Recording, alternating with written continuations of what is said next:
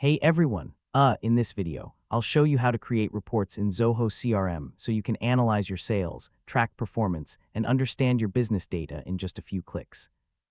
First, sign in to your Zoho CRM account. From the dashboard, open the Reports module from the main navigation panel.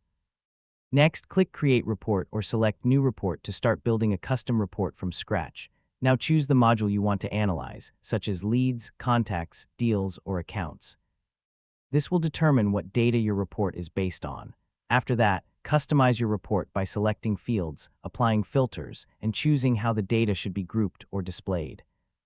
You can use tables, summaries, or charts depending on your needs. Once everything looks good, click Run or Save. So your report will be generated instantly, and you can access it anytime to monitor your CRM performance. And that's it. Yeah, you've successfully created a report in Zoho CRM. Now you can track insights, analyze trends, and make better business decisions. Thanks for watching, and I'll see you in the next tutorial.